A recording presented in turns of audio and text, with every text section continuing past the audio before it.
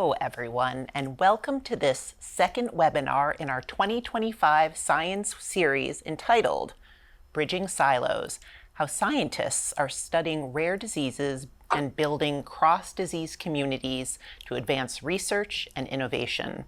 I'm Erica Berg, Director and Senior Editor for Custom Publishing at Science, and I'll be the moderator for this discussion. This is our 5th year exploring the challenges and successes in rare disease, from research and advocacy to personal stories of triumph. This year, we are shifting our focus to rare disease communities. In today's webinar, we'll explore how collaboration across disciplines, organization types, and disease types is accelerating progress in rare disease research. By forming cross-disease communities, scientists can foster new ideas, discover shared mechanisms, and catalyze innovative treatments that might otherwise remain isolated within the boundaries of a single disease focus. This panel will dive into smart strategies in research and policy that are helping scientists studying rare disease become a collective force that drives more impactful research and quicker advancements toward new treatments. Now, before we get started, I wanted to give a few instructions to our viewers about how to use the viewing console. Just to the right of the video window is the Presenters tab, where you can find photographs and biographies of today's speakers. You can log into your social accounts during the webinar to post updates about the event, and on Twitter you can add the hashtag #ScienceWebinar. Now, we pre-recorded this webinar a few weeks before this broadcast, so we won't be able to take live questions from viewers, but we'll do our best to cover the topic as comprehensively as possible in the limited time we have. You can feel free to leave us comments using the Ask a Question tab to the right, and you can reach us there if you're having any technical issues. And you can also email feedback to webinar@AAAS.org. Finally, a thank you to Foundation Ipsen for sponsoring today's event and this series. I'd now like to take the opportunity to welcome a truly distinguished panel today. I'll give each of them a chance to say hello and introduce themselves. I'll start off with our guest here in studio at the National Press Club in Washington, D.C. First, I'd like to welcome Carrie Jo Lee. Hello, Carrie Jo. Thank you so much, and it's a pleasure to be here. My name is Dr. Carrie Jo Lee. I am a pediatric gastroenterologist and hepatologist, and I serve as the Associate Director for Rare Diseases and the lead for the Accelerating Rare Disease Cures program at the Center for Drug Evaluation and Research at the Food and Drug Administration. Thank you so much, Carrie Jo. And now I get to welcome back a guest I had the privilege of hosting a couple years ago, Daria Julkowska. Nice to see you again, Daria. Hello, and thank you for hosting me here. So my name is Daria Julkowska, and I'm the Assistant Director of the Thematic Institute of Genetics, Genomics, and Bioinformatics at INSERM in France, and I'm also the coordinator of the European Rare Diseases Research Alliance, which is the biggest partnership in rare diseases in Europe. Fantastic. Welcome back, Daria. Next, joining us from California, we are pleased to have Stephanie Cherky. Hello, Stephanie. Hello, everybody. It's a pleasure to be here. So I'm Stephanie Cherky, and I'm professor at the University of California, San Diego, in the pediatric department. My lab focuses on developing a new therapy for rare disease using hematopoietic stem cell and gene therapy, and we go from bench to bedside. I'm also the director of a gene therapy initiative at UCSD. Great, thank you so much, Stephanie. And finally, a warm welcome to Julian Beach, joining us from London. Many thanks for being here, Julian. No, thank you, and my pleasure to be here. I'm Julian Beach, so I'm the Interim Executive Director for Healthcare Quality and Access at the Medicines and Healthcare Products Regulatory Agency in the UK. So my role leads medicines licensing within the UK for all medicine types, from innovative to established medicines. So really great to have this conversation about rare therapies and how we can accelerate their use and their take-up. So welcome the discussion. Thank you so much, Julian. So let's begin. I'm going to put the first question to Carrie Jo. So So we've been talking about cross-disease collaboration, sort of taking rare diseases as a collective to try to make progress. So what are the biggest benefits you've seen from cross-disease or interdisciplinary collaboration in rare disease research? And can you share a concrete example? Yeah, so happy to. From the perspective of developing and delivering rare disease therapies to patients that are safe and effective, rare disease drug development really takes all members of the community in order for it to be successful. Patients, academics, clinicians, industry, and regulators all have to work together. There are complex challenges in developing rare disease therapeutics that not only benefit from, but need the multiple perspectives from all members of the community in order to inform optimal clinical trial design, the establish fit-for-purpose endpoints to utilize in rare disease clinical trials, or understand a therapeutic landscape of benefit risk from patient population. Silos are simply not effective when you're trying to move the needle and reinventing the wheel over 10,000 times for 10,000 various rare diseases. So we have many examples at the FDA where research has aided therapeutic development, particularly in the pre-competitive space. So this is where it really helps us to inform novel approaches to innovative clinical trial design, looking at Bayesian, the use of Bayesian methods, and smart designs to reduce the numbers of patients you would need to have in various arms or clinical trials. We have been characterizing fit-for-purpose endpoints such as surrogate novel biomarkers or clinical outcome assessments, both of which are critical to incorporating into your clinical trial. Our therapeutic product centers engage in public-private partnerships, consortia, workshops, and work with researchers through grants that are administered to define, say, natural history of patient populations with our Office of Orphan Products Development or the FDA's broad agency announcements. So there's many different ways in which we work with the community in order to foster the advancement of science. Wow, thank you. Did anyone else have anything to add, a benefit they've seen or an example of a benefit of these sorts of interdisciplinary or cross-disease collaborations? I'll just move on. So I think, please.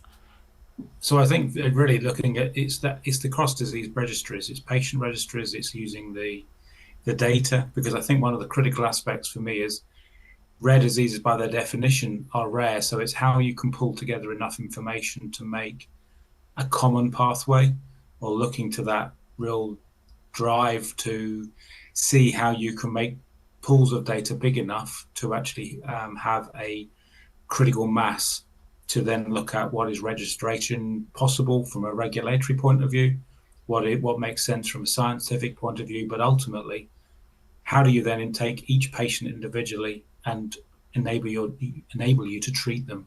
So I think there's a number of ways, but it's really seeing how you can pull to then look at how do you then treat that individual.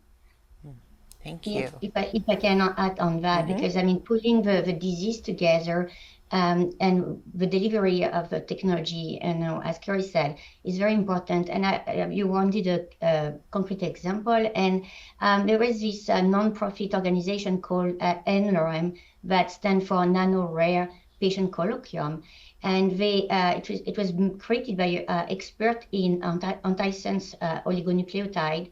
And they created this non-profit organization to be able to use the same technology for very, very rare disease. Sometimes it's N equal 1 patient. But because the technology is shared by all these diseases that would meet the criteria, they can treat for life this patient. And I think this is a beautiful example of how collaboration between expert and physician who are ready also to give their time to deliver this new technology really reach to patients for very ultra rare.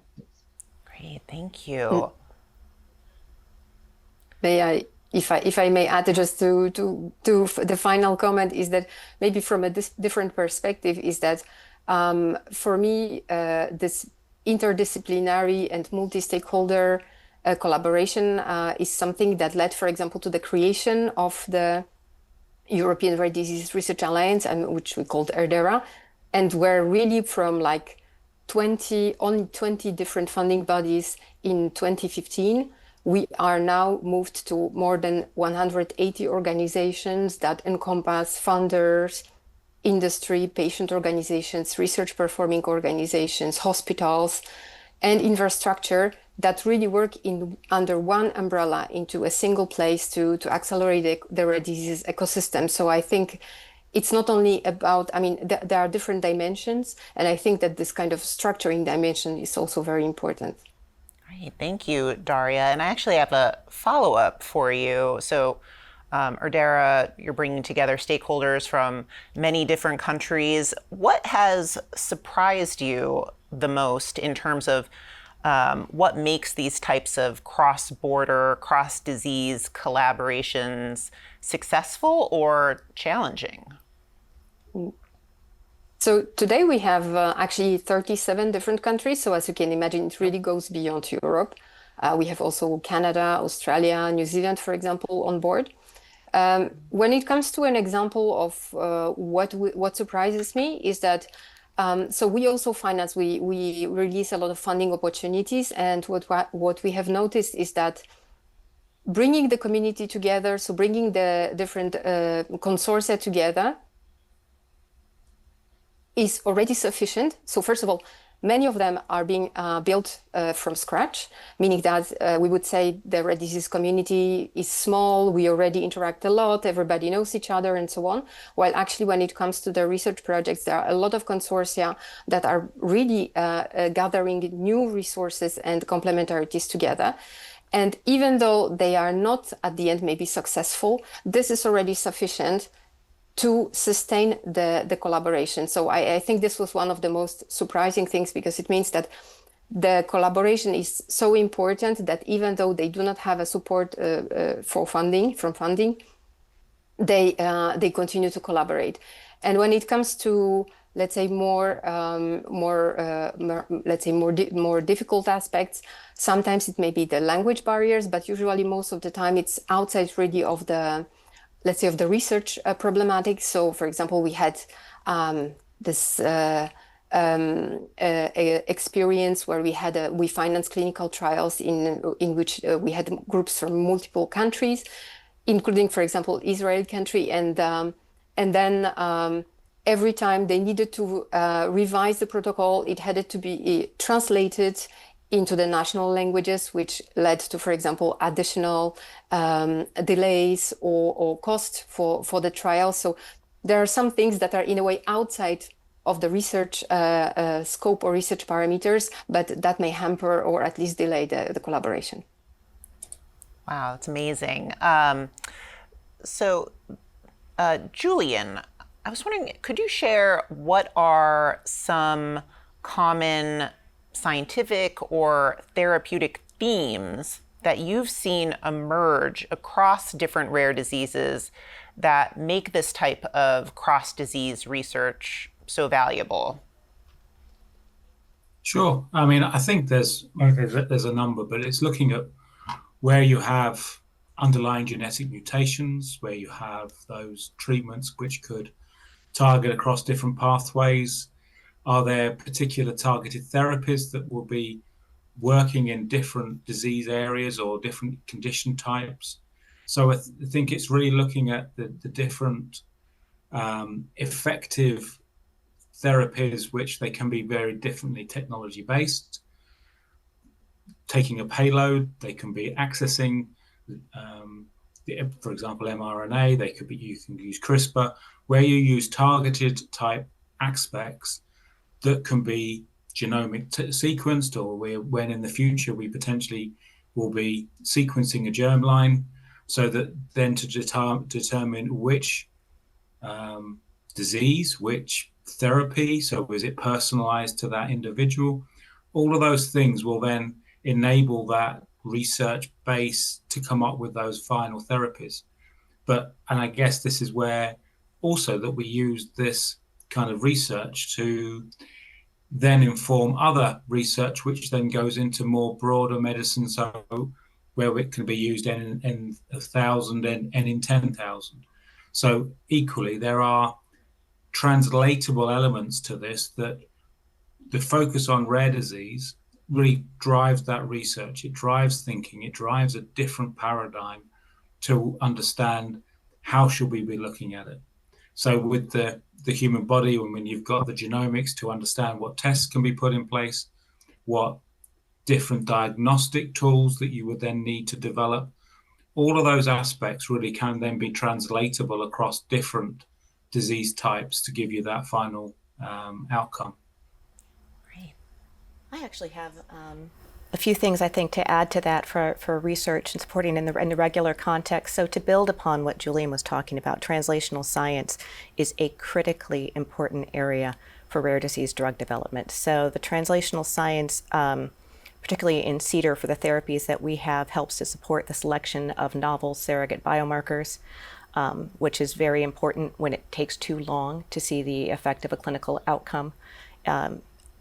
Translational science supports what we call confirmatory evidence. So mechanistic and pharmacodynamic data can comprise the confirmatory evidence, which is the part of a marketing application that helps to demonstrate substantial evidence of effectiveness in addition to the one adequate and well-controlled trial that is performed. And so those are really critical aspects of translational science that help to support sort of how we think about putting together and reviewing marketing applications for rare disease therapies. But I'll say that there are two other components of research that are also very important.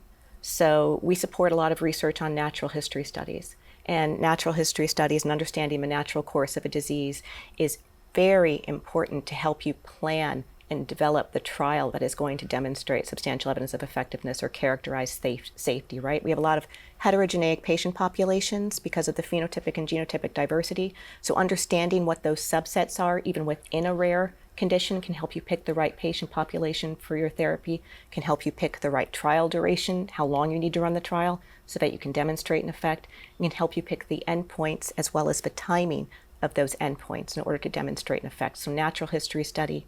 And then finally, we have support for statistical innovations and modeling that really help us sort of find sort of new approaches that might be successful, that sort of lead to benchmarks for how we interpret the success of studies.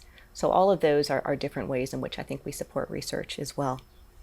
Wow, I guess I hadn't thought about the subset issue in like rare disease when you're working with such a small population. Even within that small population, you have that variation and the challenges that come along with that. So thank you for sharing that. And now, Stephanie, I want to talk a little bit about your research. You're in the lab and whatnot, but so your research spans from cystinosis to Alzheimer's. So what insights or techniques have translated unexpectedly well across these very different diseases? Yeah, so cystinosis is a very rare disease. Maybe there is like 3,000, 4,000 patients in the world. And I was always passionate by gene therapy. And at the time, so I was involved in cystinosis, finding the gene. And so when I had to develop the gene therapy approach, we realized that it was a very challenging disease because all of the organs are degenerating. So we have to bring a new protein to all of the organs. And the protein involved is non-secreted. So it was very hard to provide this protein to all of the tissue cells. But, you know, I was already involved with the family and the community, so I really wanted to do a difference. So I decided to use the bone marrow stem cells, and in particular the hematopoietic stem cell, to try to deliver this protein to all the tissues, because they are the cells that can migrate and engraft in all the tissues naturally. And so very unexpectedly, the hematopoietic stem cells had a very dramatic positive impact on the disease in the mouse model. And we were able after to go from the bench to the bedside. And now we have completed the phase 1/2 clinical trial with positive outcome. And this program has now been acquired by Novartis, who are going to start the new phase of the trial. But along the way, we were like, how can blood cells, hematopoietic stem cells, create blood cells, can generate this tissue rescue in all the body? And we realized we determined the mechanism of action and realized that it was this, they could make macrophages or macroglial cells in the brain and generate this tunneling nanotube to deliver the organelles.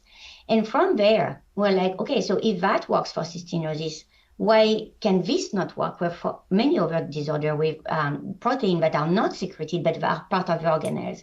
And from there, we are now able to apply the same technology to Danon disease, that for patients who require heart transplant, or Sanfilippo, which is a neurodegenerative disease, and also Friedreich ataxia, which is a mitochondrial disease. So we completely open a new area in the way to treat these patients. And now we are starting a clinical trial next year on also hematopoietic stem cell gene editing cells.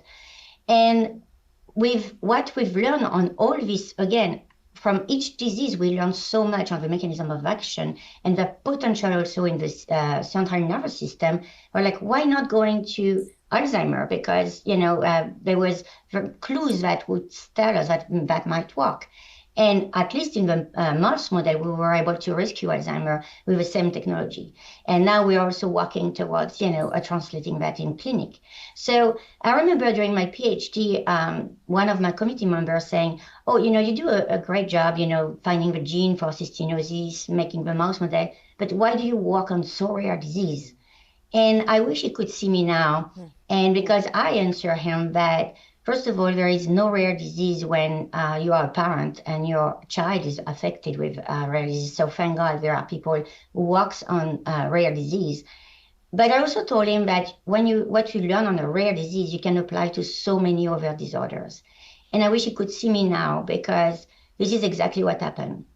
And that's also the message I give to my student, or to, each time I have the opportunity to please work on rare disease, because whatever we learn, we can apply to so many other disease. And there are more than 400 million people out there with rare disease, and so few can be treated. So we can learn so much and apply to so many other diseases. So this is what my story is. Thank you. Well, I hope that person is watching right now. And but it sounds like good luck with all that research and those trials, really exciting. So I think we've done a great job of sort of making the case for why this type of cross-disease collaboration is important in the rare disease space. Now I'm going to shift gears a little bit to talk about how do we build and sustain these collaborative communities of researchers, regulators, and all the other stakeholders that make progress faster and better. So Daria, I thought we'd start with you. You've had 37 countries, and Dara, how do you build trust and a shared language among researchers, clinicians, regulators, industry, and patient groups who may come from very different backgrounds to sort of work toward a common goal? Yeah, so I would say it requires mediation, mentoring, and training. And why do I say that? Because actually, you cannot really expect that each of the stakeholders will be fully aware and also has from the start the capacity to understand the position of another one.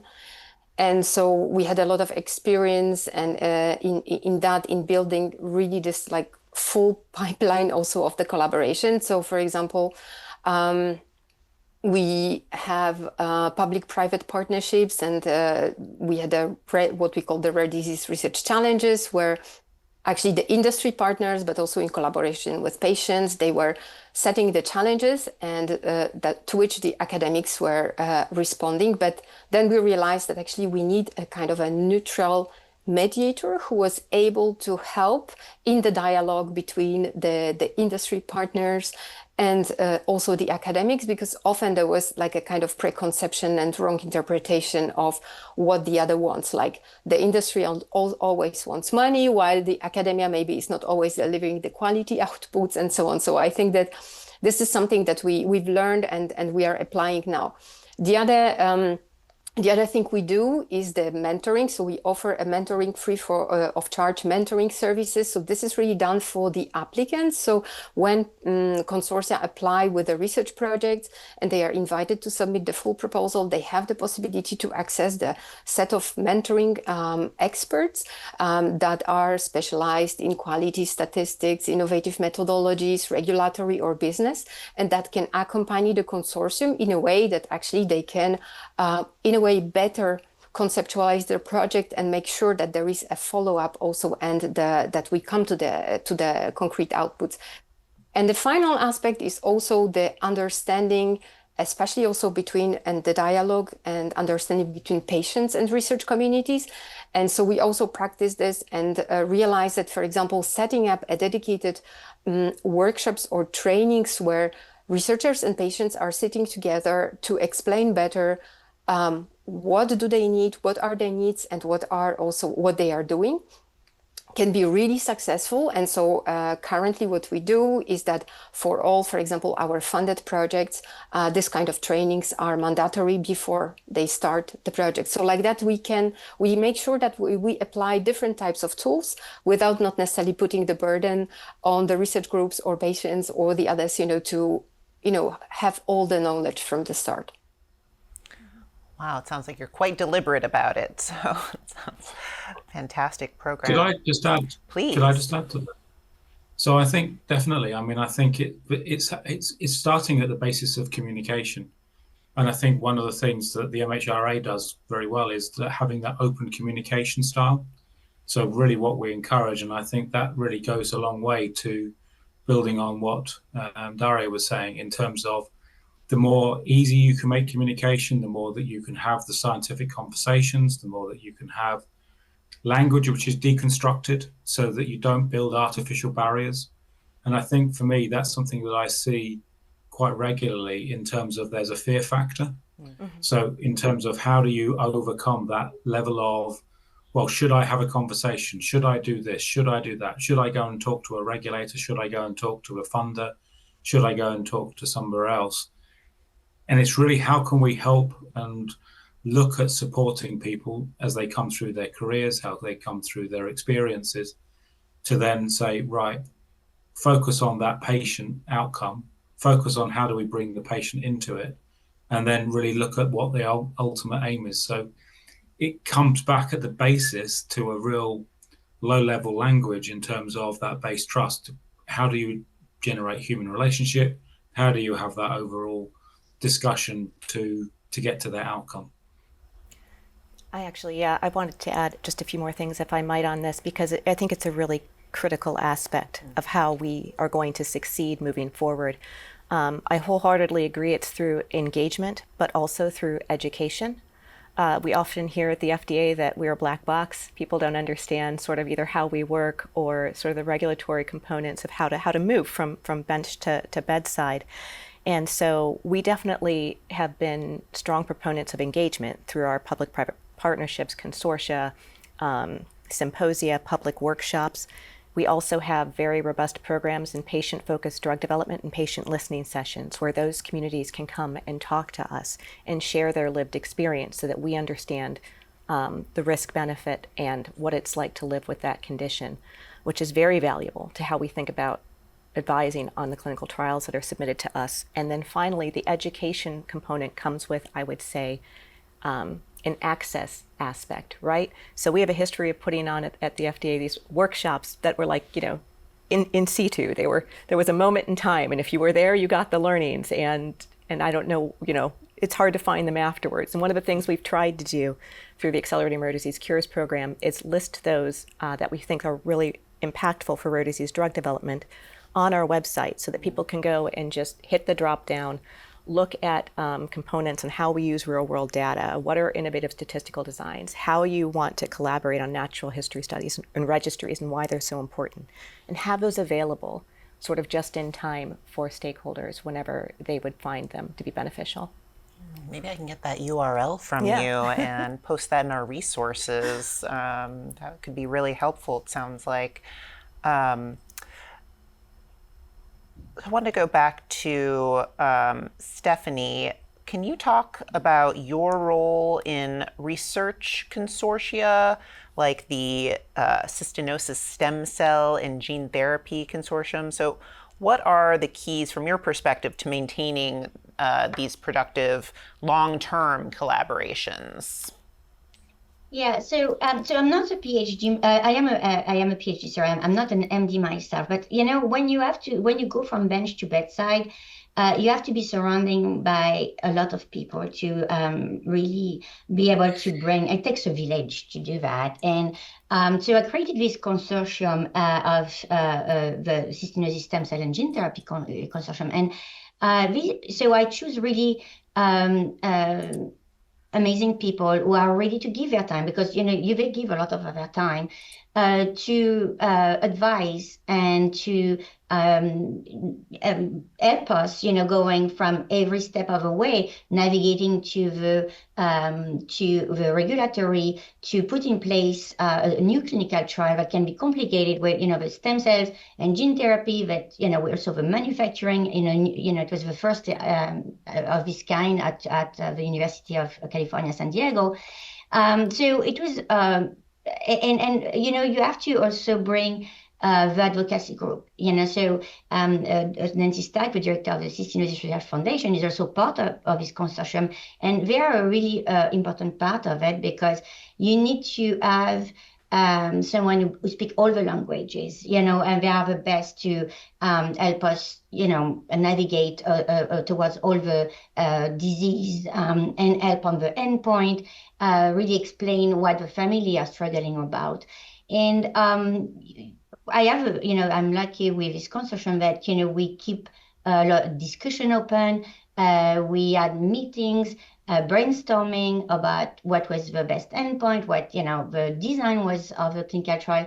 And, now that it's completed, it was a challenge, but it always went well between a really expert and nice people. So it's, this kind of consortium are really key in this kind of clinical translation project.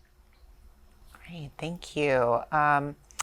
And Carrie Jo, I wanted to go back to you and talk a little bit about FDA's Rare Disease Innovation Hub. So how is that, how does that help facilitate these types of cross-disease collaborations, and what sort of outcomes are you hoping for with that program? Yep.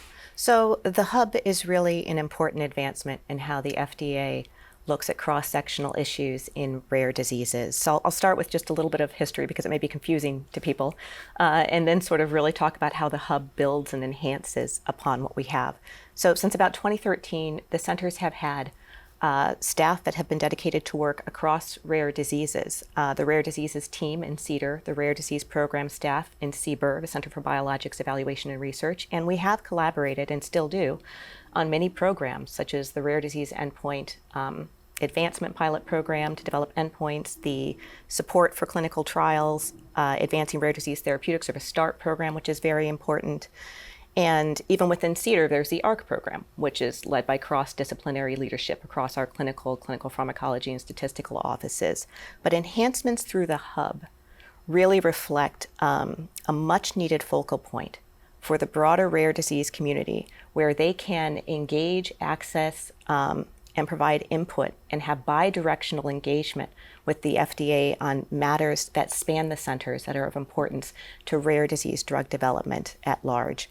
The hub is, in terms of outcomes, is hoping to foster a number of public workshops called the Rare Disease Innovation, Science and Exploration Public Workshop Series, the RISE Public Workshop Series. I very much like the acronym. And these workshops are really intended to address challenges that are common to multiple diseases or across classes of diseases, to really think about how we can apply evolving science into innovative solutions that will accelerate rare disease therapies. And I think as part of that bi-directional engagement that's so critical for the hub, the public will be able to submit topics for consideration for these workshops. So we are listening. The hub is really here to sort of help facilitate dialogue and move the field forward for, broader than just one center. Right, and that really highlights something I've heard from many of you. Just, this whole idea behind this discussion was about, scientist collaboration, but really the role of the patient, the community, and how it's sort of bi-directional with the researcher seems to be a theme that's really become clear in this conversation. So switching gears again, we're going to talk a little bit about sort of the underlying structure that makes all these types of collaborations possible, the platforms, the policies. Daria, I hope we could start. Could you share, how can we better leverage data sharing platforms, registries, and biobanks, all of these resources to support research across rare disease boundaries? So for me, to be able actually to really leverage those different, let's say, types of data, again, there are three main elements: is the interoperability, the common standards, and the ontology. So the idea for me is that, well, and this is something that we also implemented, and we developed so-called a virtual platform of data tools and resources, where actually you have the different types of data. So for example, catalogs that contain the information on rare diseases, but also genetic data, biobanks and registries that are being connected. And in a way that every resource that is being onboarded on this platform actually becomes interoperable and what we call FAIR, so findable, accessible, interoperable, and reusable. And so this is the only way where actually you can really make those different resources visible and really be reusable. Because at the end, if they are siloed or constructed in a way that they are not thought with this FAIR aspect in mind, then we are really losing a lot of type of data. And this is something that, for example, we have also extended and created what we call the wiki pathways. And this is where you have this interdisciplinarity, where you need biologists, chemists, but also clinicians and bioinformaticians that together create the rare diseases pathways that can help and accelerate, for example, the identification of the drug targets, understanding of the disease mechanisms, but also the repositioning, for example, and so on. So it really requires interdisciplinary collaboration, but also, and this is very important, the standardization and interoperability of different types of data. Does anyone else have any experience with these types of registries and wants to share? Yeah, so we support, FDA supports the Rare Disease Cures Accelerator Data Analytics Platform, which is a repository through which all types of data are able to be put in, curated for query, for use, for understanding many of the things that were just discussed. And I cannot underscore enough the point that was made about interoperability. So as Julian had said previously, I mean, rare disease patient experience is critical to capture. And you could be missing a couple of data points and have an entirely different picture of what you need in order to bring a therapy successfully to market. And so I think the other thing that I would underscore is when you're building these databases, you have to think about what is the question you're trying to answer, first of all, and ensure that those elements are built in, that you're collecting those elements into your program. So from a regulatory context, are you collecting the endpoints that are relevant? Are you collecting correlation between biomarkers and clinical outcomes? Are you capturing clinical characteristics of these heterogeneous populations that will be important to defining the patient populations? So all of those elements become really important. So you have to start off with a plan in mind and ensure you're building to answer the questions you're trying to. Great, thank you. Yeah, just like to add to that, if that's okay. I mean, I think one of the things that you do have to look at is simplicity as well, and how effective it is to use the data. So the more data that you collect, the more data that you potentially want to analyze, the less useful it can be. So that it's looking at key survival outcomes, it's looking at some of those things, because when you look across national boundaries, when you look across data pooling, you need to consider the ethical standards, the legal standards that go along with this information as well. So it's really making sure that, as we see in a global context, rare disease numbers, you can see maybe what n equals 10 in each country to give you a total global population, so that you'd need to be looking and seeing how you can see that from a much different perspective than we've seen in the past. And I guess that real standardization and that collaboration, so that as we've been saying, that it's how do you get enough data, how do you understand that data, but then you're able to extrapolate information from it. And I kind of, there's more miles to travel in terms of how we can increase that standardization. So even when you look at an ecosystem like the UK, where you've got a common health standard, you've got a common health system, we've got a CPRD data links service within the UK, which brings together all of the information within the UK. But even that, as good as it is, there are things which can be added. So there are still registries and other things which get layered on top. So it's how can we ensure that we have that simplicity in there as well. And Julian, I'm going to stay with you for a minute. So from a regulatory standpoint, is there ways that agencies can better support or even incentivize the development of therapies and treatments that have cross-disease potential, that can sort of hit, one hammer, lots of nails? Is there a way that regulatory agencies could better support those types of approaches? So I think if I start with the original approach first, I mean, there are definitely ways that people can see how ecosystems can align. So within the UK, what we have is something called the Innovative Medicines Licensing and Access Pathway, so ILAP. And that's bringing together things where you have the regulatory approval, the funding approval, and then the use of the medicine. So how do you access the market much easier so patients can see that product much more quickly? So it's aligning those things. And then if you're saying how you can look to build on the original filing, the original information to, as I suppose it's repurposing that medicine to another avenue. There are things in terms of cross knowledge, where prior knowledge can be used. So from a clinical perspective or a quality perspective in how you make it, where its endpoint is, or what a non-clinical effect may be. So these are things which you then need to determine in terms of translatability. I think from a regulatory standpoint, we can be clearer in terms of generic wording such as pathway designations, because I don't believe that they provide a panacea without having some definition around what that platform actually is.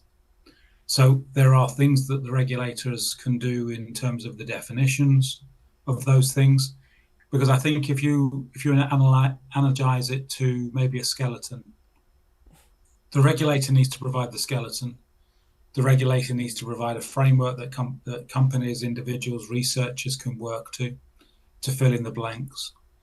And then that can be used to expedite innovation. That can be used then to assess models to say, especially in these rare disease areas where the technology sometimes is so expensive, the technology is very kind of cutting edge. How do you then translate that into a healthcare setting so that the patients actually can receive it? So the more that they can put in place to enable that funding, so things like the Innovative Medicines Fund within the UK goes a long way to driving that uptake in terms of how do you see those rare therapies, novel funding pathways through back to novel ways of looking at prior news, things where clinical trials may have been done on a certain genomic modification, what can be translated, what can be used into another aspect if you've got multi-genomic sequence changes. Those sorts of things can really enable developers to have a much more open conversation and then ask the right questions, so that when you come to having a dossier submitted to either FDA or MHRA or EMA, you're very much looking at that not from a first time, but you've got quite a lot of the questions already sorted and resolved. And I think that's the best way in terms of that open communication, that collaboration that we spoke around as part of the introduction to this, that it is a collaboration with different roles and responsibilities to enable that treatment to go to patients. Great, thank you. Stephanie, I was wondering if you could share from your perspective what you think are the key barriers that prevent sort of more widespread cross-disease collaboration. And have you seen any creative solutions that work to bridge those silos?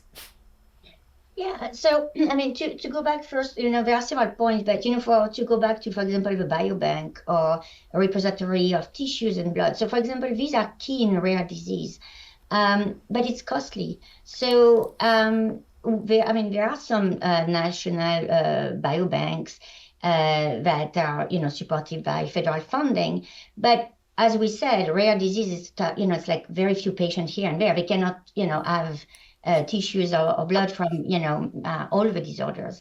So most of the time, they are made in by a specific group at a specific location that is supposed to be available for the public, but it's not always the case. For instance, I'm for ataxia. It's been more than a year. I'm trying to get some tissue that is supposed to be available, but going for the MTA and getting that, it's very complicated. And people who are founding or organizing these biobanks sometimes are very not willing to share. So sometimes it can be complicated. There is, some sort of also competitivity.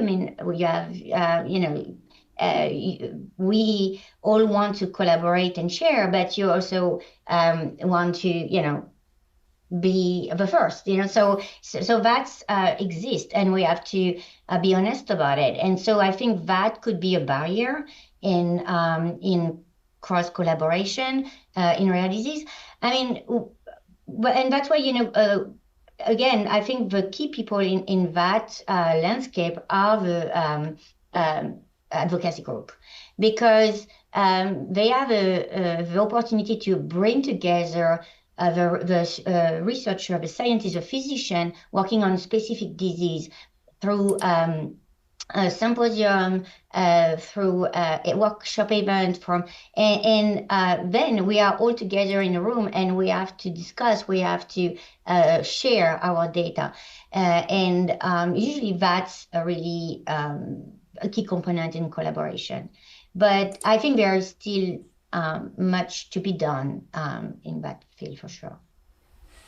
Yeah, that sounds like a tough balance, being the first versus sharing everything. And yeah, I'm sure that's in a lot of researchers' minds. Carrie Jo, I wanted to talk a little bit about regulatory pathways. So, given the hub's, cross-center role, how do you approach aligning priorities and regulatory pathways between CDER, CBER, to support the cross-disease initiatives? Yeah, absolutely. So I think the hub is a fantastic addition in terms of enhancing and strengthening our communication. It provides a visible, tangible connection point, not only for the external community, but for us within the agency as well, for dialogue, information sharing, and harmonization between the two centers.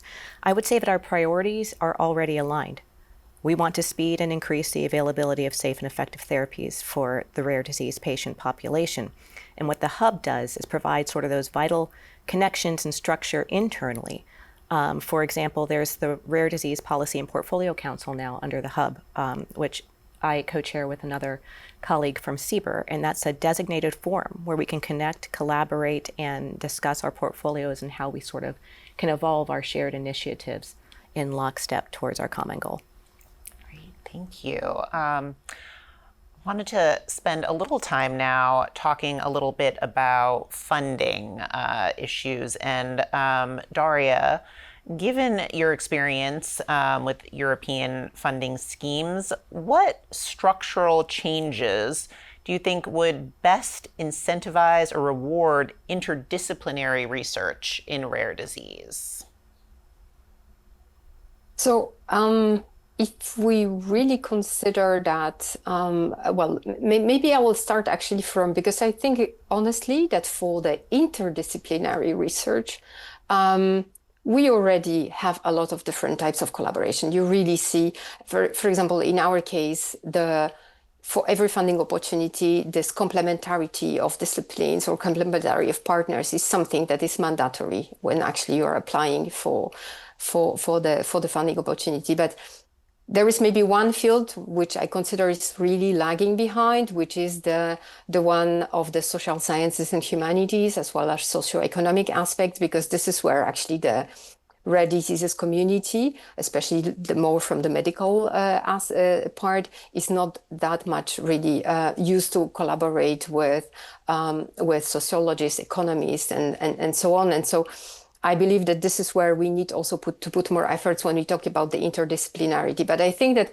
what is also important is to talk about the cross diseases, the cross diseases research, because this is, at least to me, not yet something that is really fully anchored in our thinking. We still think about rare diseases by thinking about eventually about the groups of rare diseases. And so thinking from a different perspective. So like actually reducing the number maybe of rare diseases, but finding the commonalities is something which is not yet sufficiently put forward. So I think that if we want to focus on how to get more treatments for rare diseases, knowing that 95% of them, they still do not have actually the effective treatment. We cannot focus and imagine that we'll have one treatment per disease. So I think that it's important to focus efforts on that. And that means that we need to focus on building more knowledge and gathering also the communities. And this can be done through the specific funding opportunities, but also to stimulate the innovation through the public-private partnerships, because I think that the collaboration also with industry, especially in this aspect, is extremely important. And do not forget, and I'm sure that Carrie or Julian will also support this, not to forget the triangle where we put the regulatory agencies or health technology assessment bodies from the very start of thinking about this type of research. Because if we consider that today the one treatment equals one condition, then it means that will be really a bottleneck when we think about the cross-disease approaches. So I think that this is something which is really important, sharing knowledge, making the systemic change when thinking about rare diseases, and then support the innovation and funding in this respect. Thank you. Any comment, Julian, Carrie Jo, about? No, I wholeheartedly agree about thinking about the regulatory component of it early. Mm-hmm. Great, thank you. Agreed, and I think it's the comment that Daria made around the HTA involvement and having that as an early discussion and doing that collaboratively. It has to be seen in the round, and I think it's very much an evolving space for these rare therapies in terms of how we can then distribute them into the health systems. And I was, how do you think? So you were saying, there needs to be a change in how people just view this, a systemic change in just viewing, these cross-disease approaches more generally. Any thoughts on how that could be achieved? I guess, is it regulatory? Is it policy? Does it come from the researchers themselves thinking this way, or a little bit of everything? I think it's a bit of everything. I mean, it's got to have a bit of direction from health requirements from health systems, whether that's government or other ways of focus, patient demand as well, and I mean that in terms of where the biggest unmet need is. How do we ensure for those life-shortening, life-changing, life-ending events that we are really treating them with the priority that they need to be treated with? So I think it's really looking at that and saying, is there a risk paradigm that you need to be considering in that?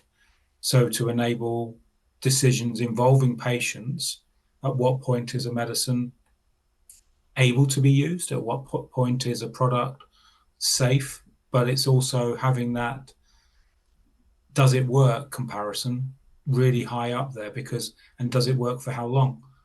And those are the things that you can do in the short term, but with having some really clear post-market surveillance, most post-market follow-up in terms of once you've had that treatment, when does that come back into that pharmacovigilance space? Those are really critical to enabling you to have a much earlier access to that treatment and therapy area. Yeah, and I think I would just add, I think a part of your question was really how do we sort of take these experiences and translate them more broadly, right, to the community. And we think about that a lot. And I think a big part of that is, and it takes all of us sort of buying into that. So both, I think, the rare disease community, external to regulators, sort of coming together as a broader community, understanding that your individual condition and the therapies that are designed to help are unique. Those are unique. But the challenges that you're going to face, whether or not it's how do I adapt a clinical outcome assessment for my disease, what is the level and degree of translational science that I need to support my biomarker, what types of innovative statistical designs can I employ, how do I incorporate real world data to augment my applications, those are all broader than just unique. And I think the more that we can do to share those approaches, hopefully the more helpful those approaches will be to others. Thank you. Yes, that was what I was trying to ask. That was a great answer. So we're running short on time, but I wanted to spend a couple minutes going around and looking toward the future and hear from each of you sort of what you're thinking. So looking ahead 5 to 10 years, what does a mature, thriving, cross-disease research ecosystem for rare disease look like? And how do we get from here to there? Stephanie, let's start with you. Yeah, so I will talk about, for example, the gene therapy. So the main challenges there is the manufacturing, the technology to optimize the safety. They are the most costly and long studies to be done. And how to really be able to use the resources in a way that we can apply to many disorders are really the platforms. And I know that the FDA is really supporting that now. I mean, it's like to be able to apply a technology to many other disorders. When you prove safety for one technology for one rare disease, the goal would be to really streamline the process to be able to apply to more disease with a minimum of safety studies to bridge, the gap of, one disease to another. And if we would have this kind of platform, and that would be accessible to many, I think that would really change the speed and the real landscape of how we use gene therapy for many disorders. And I'm sure this is true for not only gene therapy, but I think the platform and the regulatory and streamlining the regulatory process would be the key. Thank you. Daria, what do you see in your crystal ball? What do I see? Well, I must say that, I think, a few weeks ago when I was in another meeting, somebody said that when you think about rare disease patients, they do not see the timeline in the same way. So for them, even, especially when it comes to the diagnosis, Saturday and Sunday, it's too much. It's too long because, it hampers, the time to receive the diagnosis, for example. So what I would say is that for me, this kind of ideal ecosystem, first of all, is focused really on patient needs. So they are really the drivers of this ecosystem, and it encompasses really all the elements of the pipeline. So from, let's say, fundamental research until the end of the process. And when I say the end of the process, it's not when the drug is being approved, but or the therapy is being approved, but when actually it is accessible to patients. And so for me, in this ecosystem, there is also maybe more focus on the innovation that allows the acceleration of the access. And so for that, we really need to have this, the collaboration with all stakeholders. And I believe that we are on the good way, especially when it comes to this inclusion also of the regulators, of the industry, of the HTA. There is more and more dialogue about this. And so I believe that in 5 and 10 years, we are going to be there. Great, thank you. Julian. No, thank you. I mean, and it's a really exciting question because I think innovation is growing at such a pace that the 5 or 10 year outlook has really got to be then saying, how do we have the structures, the funding around to enable regulators, innovators, industry to really drive the time from discovery to patient to a much greater extent? How can we make sure that we've got that prior knowledge, information sharing that can be utilized between disease types very much more clear and less ambiguous? I would say that there's a large number of things where our regulations right now, certainly from a more of a UK and European perspective, were written 25 years ago or more. So it's how can we update them to make them looking at that more patient-centric approach that Daria has really clearly articulated. So I think for me, it's looking at how do we achieve that so that we have the right patient safety, but that's risk proportionate in terms of, but it's with the patients and they are involved in that definition of risk. So I think those are the biggest changes that I see that will enable really kind of that innovation to go through. Obviously, there's the techie things and there's the other bits that will enable it, things like AI, machine learning, data set, as we've been talking about. But those kind of are built on the regulatory foundation, the involvement, and those other parts to it. Great, thank you. And bring it back to Carrie Jo. What do you see? Sure. So I think I would love to see increased sort of cross-sectional, robust collaboration in the pre-competitive space, right? To build that prior knowledge before we get into development. And I would love to see a stronger partnership and increased collaboration between the rare disease community, both within conditions, so that includes patients, academics, clinicians, sponsors, and regulators, as well as across conditions. Rare disease drug development is complex. There are challenges that always arise, and in this space there's a lot of firsts, right?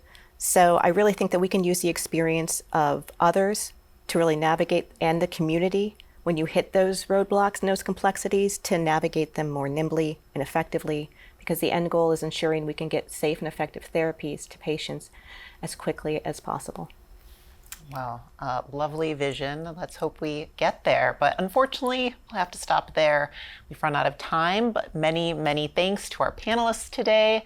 It's been a delight talking with you all. I learned so much, and I hope our audience did as well. A reminder to our viewers, you can see a recording of this webinar as well as all the previous events in the series at science.org/webinars. Again, this is the second in a series of 7 webinars on rare disease communities this year. So look out for more coming soon. If you'd like to send us your thoughts, please email webinar@AAAS.org. Thank you once again to our panel and to Foundation Ipsen for enabling this conversation through their kind sponsorship. Goodbye, everyone.